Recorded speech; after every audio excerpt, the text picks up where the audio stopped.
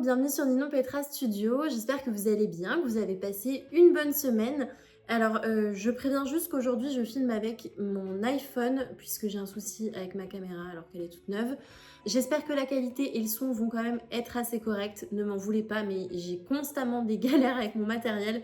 Donc, j'essaye quand même de faire au mieux et de pouvoir quand même vous sortir une vidéo tous les dimanches. Bon, pour ceux qui ne me connaissent pas, moi, je suis Ninon Petras. Je suis décoratrice d'intérieur et sur cette chaîne, on parle de tendance déco. Je vous donne pas mal de conseils et d'astuces. Je vais essayer aussi prochainement de reprendre les DIY et puis si vous fouillez un petit peu dans mes archives de vidéos, il y a pas mal de vidéos aussi sur les travaux de ma maison.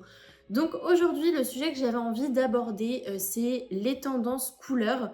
Alors il y a un mois à peu près, je vous ai parlé de tendances déco assez généralistes, mais j'avais vraiment envie de faire une vidéo très spécifique sur les couleurs. Donc aujourd'hui, on va plonger dans l'univers passionnant des couleurs et je vous ai sélectionné en fait 5 couleurs qui, je trouve, sont hyper prometteurs et qui façonnent un petit peu la décoration d'intérieur en ce moment. En tant que décoratrice, je suis vraiment à l'affût des tendances couleurs. Alors, j'utilise pas forcément que des couleurs tendances sur mes projets clients, mais j'aime bien quand même me tenir au courant de l'air du temps. Dans cette vidéo, je vais donc vous proposer 5 couleurs que j'ai repérées. Alors, il y en a certaines qui sont assez classiques et qui vont vous paraître simples à utiliser et d'autres, vous allez voir, qui sont un petit peu plus audacieuses.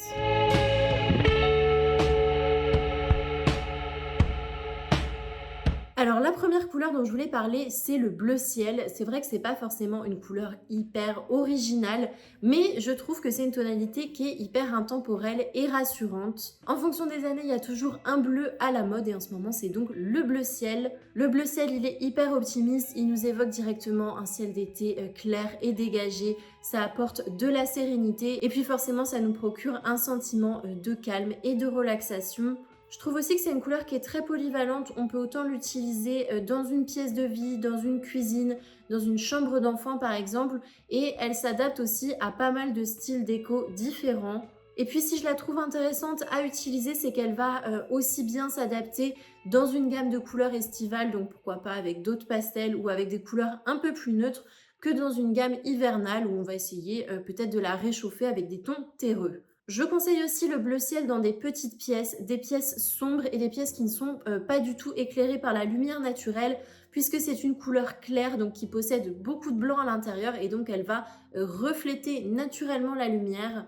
Par contre, on va quand même éviter de l'utiliser dans des pièces qui sont exposées au nord puisque ça reste une couleur froide. La lumière du nord, elle est froide également, donc on risquerait d'avoir un aspect un petit peu froid et stérile. Bon, en gros, le bleu ciel, c'est une couleur qui est assez intemporelle et universelle. Je pense que vous pouvez aussi l'utiliser en aplat sur des murs dans une grande pièce sans avoir peur d'avoir à repeindre dans 5 ans. Par contre, on doit s'avouer quand même, c'est pas la couleur la plus vivifiante et la plus dynamique.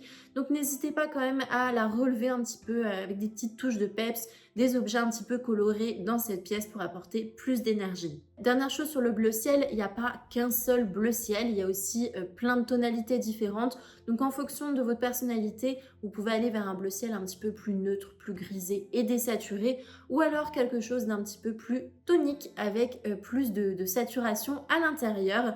Et donc ça m'emmène sur la couleur suivante qui est le Nova Blue. Bon, c'est pas un nom officiel, mais c'est la marque Benjamin Moore aux États-Unis qui la nomme Nova Blue et ils l'ont élu couleur de l'année pour 2024.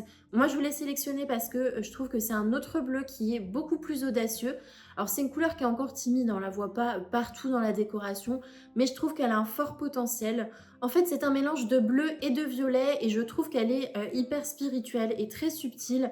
Alors, on voit peu de violet en déco, je trouve que c'est une couleur qui est assez compliquée à utiliser, mais pourtant, moi, je vois plein de façons de la travailler de manière assez originale. Ici, j'ai bien aimé cet exemple. On a un plafond qui a été peint avec des taches qui donnent un aspect assez ludique. Ou alors, ici également, on a juste une chaise orange. Donc, vous voyez qu'on apporte juste un seul élément de mobilier qui est très contrastant. On arrive quand même à avoir une proposition colorée qui est originale, mais quand même assez subtile. J'aime beaucoup aussi le Nova Blue utilisé en sous-bassement. Ça permet de structurer la pièce et de donner du volume. Et puis, je trouve aussi qu'elle est plus facile à utiliser sur certains styles déco. Par exemple, si vous aimez le style arty, vous pouvez la combiner avec d'autres couleurs primaires comme ici. Et là, dernier exemple, je trouve qu'en Total Look à lui seul, il permet vraiment de créer une ambiance hyper décorative. Ce qui est génial avec cette teinte, c'est que vu qu'il y a du violet dans le bleu, dans le violet, il y a du rouge. Je ne sais pas si vous me suivez. Et du coup, ça va apporter un petit peu plus de chaleur en fait à ce bleu. Et vous allez pouvoir l'utiliser dans des pièces qui sont exposées au nord sans craindre le côté trop froid de la couleur. Prochaine tendance couleur, c'est le jaune beurre. Alors là, on va passer à un cran suivant en termes d'audace, puisque le jaune, c'est une couleur qui généralement fait assez peur en décoration. En fait, elle a une symbolique qui est assez ambivalente. À la fois, elle va symboliser le soleil, l'été, l'optimisme, la créativité, mais à l'inverse, c'est une couleur aussi qui va évoquer la maladie, la jalousie et la vieillesse. Donc d'ailleurs, si l'histoire de la symbolique des couleurs, c'est quelque chose qui vous intéresse, je vous mets la vidéo que j'avais fait juste là, il y a quelques années déjà, il me semble. Alors, le jaune beurre, c'est quoi? C'est un jaune qui est désaturé, qui va davantage tirer vers le blanc, tout en gardant sa bonne humeur et sa fraîcheur. Mais je ne vais pas vous le cacher, c'est une couleur qui est assez difficile à utiliser en décoration. On peut rapidement tomber dans un effet un petit peu vieillot.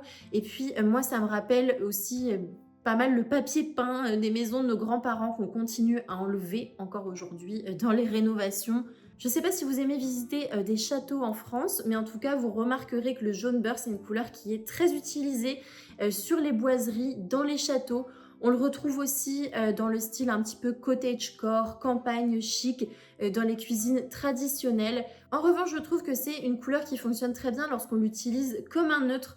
Alors ici, vous pouvez voir, on est sur un univers qui est très contemporain et on l'associe avec du pêche, ou alors ici, encore dans cette alcôve, avec une couleur complémentaire qui est le violet. Alors honnêtement, si vous êtes habitué à vivre dans un environnement neutre, je pense que vous allez vous lasser très rapidement du jaune beurre. Donc moi, je trouve que c'est magnifique dans une cuisine, mais honnêtement, je le recommanderais pas. Je pense que ça peut être très bien sur une alcôve, sur un pan de mur, dans une chambre, pourquoi pas. Mais je suis pas sûre de le tenter sur des boiseries. À mon avis, ça c'est l'assurance certaine que ça va être peint dans quelques années. Je voulais vous parler maintenant de la couleur pêche. Alors il y a cette tonalité qui s'appelle Peach Fuse qui a été élue couleur de l'année 2024 par Pantone. Et je vous avoue avoir été un petit peu surprise quand j'avais vu cette annonce, puisque je trouve que c'est pas une couleur qui est forcément très novatrice. Mais après l'avoir vue utilisée en déco récemment, j'ai quand même un petit peu retourné ma veste. En fait, c'est une couleur qui est assez versatile. Elle va évoquer la joie, l'ouverture et la communication. Et puis, j'ai vu quelques exemples qui m'ont quand même pas mal plu. Finalement, je trouve que c'est une couleur qui peut être idéale dans une pièce exposée sud, par exemple un salon dans lequel vous aurez des super beaux reflets avec la lumière du soir. Alors le pêche, c'est une couleur qui mélange le rose et le orange. Donc forcément, lorsqu'on ajoute un petit peu de rose, on va apporter cette touche de féminité, même si bon, on est quand même un petit peu dans le cliché. Mais je trouve que c'est une couleur qui est intéressante pour réchauffer une gamme de neutres. Et puis vous pouvez aussi l'utiliser avec sa couleur complémentaire qui est le vert. Généralement, lorsque vous utilisez une couleur en majeur, en fait, dans une pièce, vous pouvez apporter du petit mobilier ou des objets de sa couleur complémentaire et il y a de grandes chances que vous ayez une harmonie assez réussie. Depuis quelques années, il y a une grosse tendance sur le terracotta. Donc là, on est dans la même vibe, mais il y a quelque chose de plus frais, plus novateur et moins déjà vu. En revanche, je vous avoue que le pêche, c'est une teinte qui est très fraîche, qui évoque beaucoup l'été. Et moi, je le vois pas trop passer l'hiver. Donc, je pense que ça peut être pas mal dans une chambre, une salle de bain, des toilettes, pourquoi pas. Mais c'est pareil, le pêche entièrement dans un salon, moi, je suis pas forcément pour. La dernière couleur que j'ai repérée pour vous, c'est le rose pâle. Donc c'est une couleur qu'on voit beaucoup en ce moment dans l'univers de la décoration d'intérieur. Et j'ai trouvé deux tonalités en particulier. Donc il y a déjà un rose poudré très pâle qu'on va jouer en fait comme un faux neutre. Et puis un rose plus audacieux, qui est presque un rose incarnat, un petit peu désaturé. Donc là aussi, si le rose est une couleur qui vous intéresse, vous pouvez soit la travailler avec d'autres tonalités pastel ou des neutres, ou alors, comme j'ai dit tout à l'heure, travailler avec la couleur complémentaire qui est le vert. Moi, je trouve ça intéressant aussi de travailler avec des couleurs tout aussi puissantes pour avoir une gamme assez dynamique. Est-ce que vous savez que le rose, c'est la couleur qui évoque le bonheur? C'est vrai qu'on parle souvent de psychologie des couleurs et je me souviens avoir lu une étude l'année dernière qui était très intéressante dans laquelle il montrait plein d'objets roses ou d'échantillons de peinture rose à des personnes et en fait, ils ont remarqué que ça réveillait en fait la partie du cerveau qui est en rapport avec le bonheur. Bon, j'ai pas la source en tête et je sais pas si j'explique très bien, mais en tout cas, moi, je suis convaincue que les couleurs ont un fort potentiel sur notre santé et notre état d'esprit. Et je pense notamment que le rose est une super option pour ça. Bien évidemment, c'est une couleur qui est assez tranchée et qui va pas plaire à tout le monde, mais je trouve quand même que dans un univers arty ou alors dans un style un petit peu art déco avec du mobilier vintage, ça peut tout à fait fonctionner. Voilà, donc pour récapituler sur les couleurs tendances, on va avoir le bleu ciel, le Nova Blue, le jaune beurre, le pêche et le rose pâle qui sont des couleurs, je trouve, très intéressantes. Je vous le répète très souvent, c'est vrai, mais la couleur, elle a vraiment un grand pouvoir puisqu'elle va altérer notre vision de l'espace, la perception des volumes et puis aussi, elle va avoir un gros impact sur notre humeur et sur la façon dont on vit dans notre habitat.